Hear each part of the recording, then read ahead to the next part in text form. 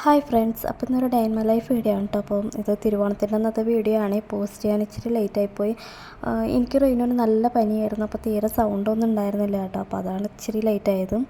അപ്പോൾ നമ്മൾ തിരുവോണത്തിൻ്റെ അന്ന് കുറച്ച് ഫാമിലീസൊക്കെ ആയിട്ട് ഫുഡൊക്കെ ഉണ്ടാക്കി ഒരുമിച്ചിരുന്ന് ഓണസദ്യ കഴിക്കാമെന്നുള്ളൊരു പ്ലാനിലാണ് കേട്ടോ. അപ്പോൾ ഞാൻ ഉണ്ടാക്കുന്ന കറികൾ സാമ്പാർ, കാബേജ് തോരൻ, കുറുക്ക് കാളൻ, മസാലക്കറി, പിന്നെ ഒരു പാലട പായസം, ഇതൊക്കെയാണ് ഞാൻ ഉണ്ടാക്കിയത്. അപ്പം രാവിലെ തന്നെ കിച്ചണിലോട്ട് കയറിയപ്പോൾ തന്നെ ഭയങ്കര മൂഡ് ഓഫാണ്. കാരണം നമുക്ക് നമ്മുടെ നാട് മിസ് ചെയ്യണ, നാടും വീടൊക്കെ മിസ് ചെയ്യും. എല്ലാവരും രാവിലെ അമ്പലത്തിലോട്ട് പോകുന്നതും ഓണക്കോടി ഇടുന്നത്, പിന്നെ ഒരുമിച്ചിരുന്ന് സദ്യ കഴിക്കുന്നത്, അച്ഛനമ്മ ചേച്ചി എല്ലാവരും മിസ് ചെയ്യും. പിന്നെ വീട്ടിലെന്ന് വെച്ച് കഴിഞ്ഞാൽ ഒരു കുരിപ്പും കൂടി ഉണ്ട്, ഇപ്പോൾ ചേച്ചിയുടെ ഒരു മോനും കൂടി ഉണ്ട്.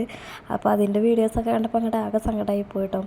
അപ്പം അതൊക്കെ ഇങ്ങനെ നോക്കി നിൽക്കുകയായിരുന്നു. അപ്പോഴത്തേക്കിനും വന്നിട്ട് സമാധാനിപ്പിക്കാനൊക്കെ ആയിട്ട് വന്നേ.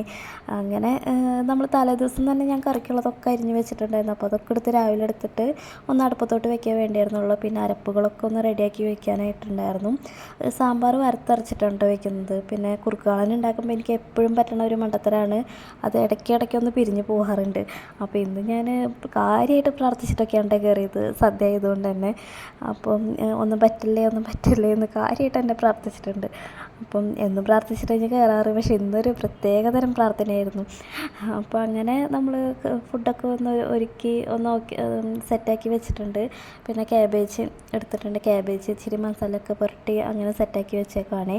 അപ്പോൾ അടുപ്പൊന്ന് കഴിഞ്ഞിട്ട് വേണം ഇതൊന്ന് കയറ്റാനായിട്ട്. അതുമ്പോൾ അങ്ങനെ റെയിൻ എനിക്ക് വരുമ്പോഴത്തേക്കിനും എൻ്റെ ഒരുവിധം പണികളൊക്കെ തീർക്കണം, അല്ലെങ്കിൽ അവൻ ആകെ അലമ്പാക്കിയിടേ.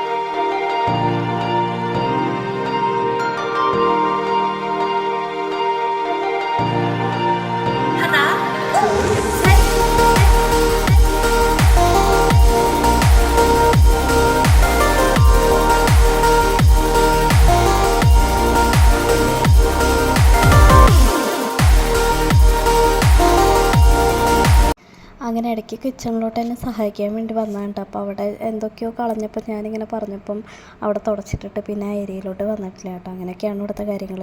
അപ്പോൾ രാവിലെ ഇച്ചിരി ഇഡ്ഡലി ഉണ്ടാക്കാമെന്ന് വിചാരിച്ച് ഇഡ്ഡലിക്കുള്ള മാവൊക്കെ ഇന്നലെ സെറ്റാക്കി വെച്ചിട്ടുണ്ടായിരുന്നേ. അപ്പോൾ അതേ ഉണ്ട് റെയിനും എനിക്ക് വന്ന് നിൽക്കുന്നത്. അപ്പോൾ അവനൊക്കെ എടുത്തൊന്ന് സമാധാനിപ്പിച്ച് ഒന്ന് സെറ്റാക്കിയിട്ടുണ്ട്. പിന്നെ അവനെടുത്തിട്ടുള്ള പണികളൊന്നും നടക്കണ കാര്യമല്ല. അപ്പോൾ ഞാനൊന്ന് സമാധാനിപ്പിച്ച് അവനൊന്ന് താഴ്ത്ത് നിർത്തിയിട്ടുണ്ട്.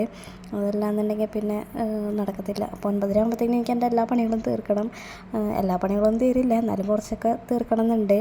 അങ്ങനെ അതിൻ്റെ ഇടയ്ക്ക് അവൻ വന്നിട്ട് ഓരോന്ന് വലിച്ചിടലും അങ്ങനെ നമ്മളിങ്ങനെ ഉന്തിത്തള്ളിങ്ങനെ പൊയ്ക്കൊണ്ടിരിക്കും.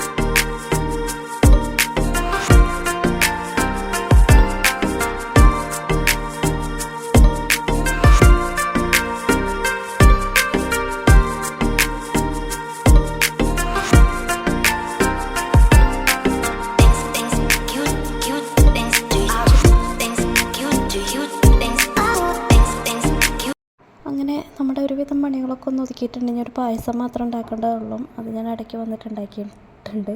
അത് പക്ഷേ വീഡിയോയിലൊന്നും കിട്ടിയില്ല കേട്ടോ, കാരണം ഇച്ചിരി തിരക്കായിപ്പോയി അവസാനമായപ്പോൾ.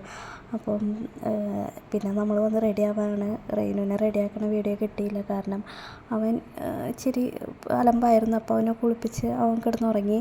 ഉറങ്ങിയ സമയം കൊണ്ട് ഞാൻ റെഡിയാവാണേ. അപ്പം ഇന്നലെ നമ്മൾ നെസ്റ്റോയിൽ പോയപ്പം നമുക്ക് ഇച്ചിരി മുല്ലപ്പൂ കിട്ടിയായിരുന്നു കേട്ടോ. അപ്പോൾ ഇവിടെ വന്നിട്ട് ഞാൻ ആദ്യമായിട്ടാണ് മുല്ലപ്പൂ വയ്ക്കുന്നത്. അപ്പോൾ മുല്ലപ്പൂ കണ്ടപ്പം എനിക്ക് ഭയങ്കരമായിട്ട് സന്തോഷമായി. കുറേ നാളായല്ലോ മുല്ലപ്പൂ കണ്ടിട്ടും വെച്ചിട്ടൊക്കെ. അപ്പോൾ ഞാനിങ്ങനെ നല്ല വിലയായിരുന്നു, പക്ഷെ എന്നാലും ഇച്ചിരി മേടിച്ചായിരുന്നു. അപ്പോൾ അതിങ്ങനെ മേടിച്ച് കുറച്ച് നമ്മുടെ ചേച്ചിമാർക്കായിട്ട് കുറച്ച് മാറ്റി വെച്ച്.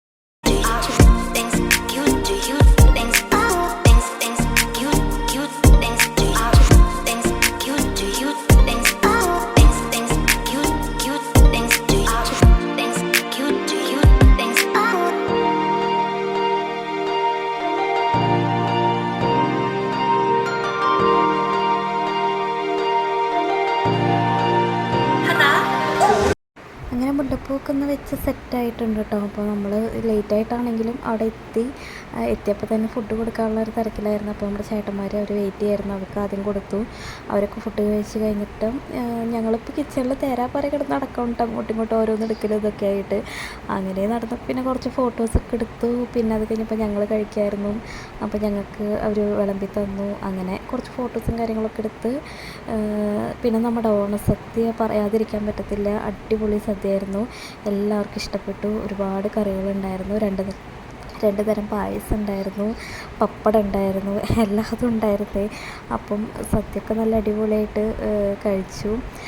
പിന്നെ കുറച്ച് ഫോട്ടോസൊക്കെ എടുത്തിട്ട് ഞങ്ങളും കൂടി തിരിച്ചു പോന്നു. ഫോട്ടോസൊക്കെ എടുത്ത് വൈകുന്നേരമൊക്കെ ആയപ്പോഴത്തേക്കും എൻ്റെ കാര്യത്തിൽ തീരുമാനമായല്ലോ, പനിയൊക്കെ ആയിട്ട്. അപ്പോൾ വേഗം കൂടി തിരിച്ചു പോന്നു. അപ്പോൾ ഇന്നത്തെ വീഡിയോ ഇത്രയേ ഉള്ളൂ. വീഡിയോ ഇഷ്ടപ്പെട്ടാൽ ലൈക്ക് ചെയ്യുക, കമൻറ്റ് ചെയ്യുക.